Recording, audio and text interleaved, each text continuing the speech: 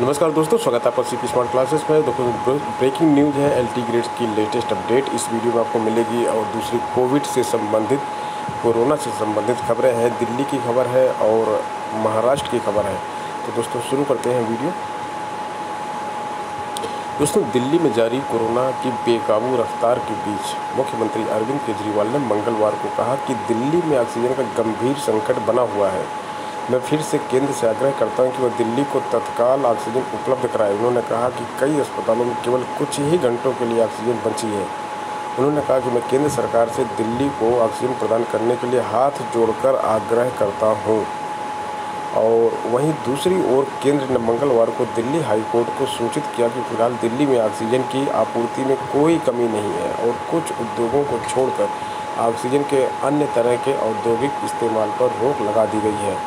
स्वास्थ्य मंत्रालय की ओर से अदालत को बताया गया कि 20 अप्रैल तक की स्थिति के अनुसार मेडिकल ऑक्सीजन की आवश्यकता में 133% की असामान्य बढ़ोतरी का अनुमान है। दिल्ली द्वारा बताई गई मांग का प्रारंभिक अनुमान 300 मीट्रिक टन का था, जिसका संशोधित अनुमान बढ़ाकर 700 मीट्रिक टन हो गया। केंद्र ने हाईकोर्ट को यह जानकारी दी कि उसने दिल्ली सरकार के अस्पतालों को करीब 1390 वेंटिलेटर मुहैया करवाए हैं। इससे पहले दिल्ली हाईकोर्ट ने केंद्र सरकार से सवाल किया था क्या उद्योगों की ऑक्सीजन आपूर्ति कम करके उसे वह मरीजों को मुहैया कराई जा सकती है। जस्टिस विपिन सांधी और जस्टिस रेखा पल्ली की बेंच ने केंद्र सरकार से कहा कि उद्योग इंतजार कर सकते हैं, मरीज नहीं। मानव जीवन खतरे में है। बेंच ने कहा कि उसने सुना है कि गंगाराम अस्पताल के डॉक्टरों को कोविड-19 के मरीजों को दी जाने वाली ऑक्सीजन मजबूरी में कम करना पड़ रहा है क्योंकि वह जीवन रक्षक गैस की कमी है। मंत्रालय ने दिल्ली में दायर अपने हलफनामे में कहा कि दिल्ली में मेडिकल ऑक्सीजन की क्षमता को बढ़ाने की खातिर पीएम केयर्स फंड की मदद से 8 pressure swing adoptions PSA oxygen उत्पादन संयंत्र लगाए जा रहे हैं। उसने कहा कि इन संयंत्रों की मदद से मेडिकल ऑक्सीजन की क्षमता 14.4 मीट्रिक टन बढ़ जाएगी। अदालत 19 अप्रैल को कोविड-19 के संबंध में दायर एक याचिका पर सुनवाई कर रही थी।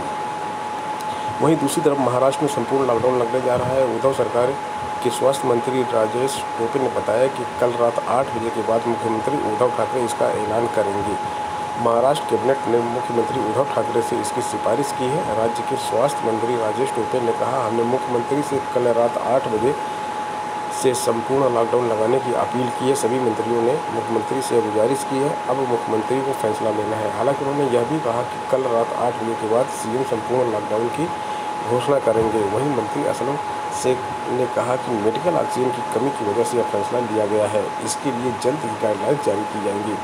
मंत्री असलम शेख ने मंगलवार को पत्रकारों से कहा, मेडिकल ऑक्सीजन की कमी की वजह से महाराष्ट्र संपूर्ण लॉकडाउन की ओर बढ़ रहा है।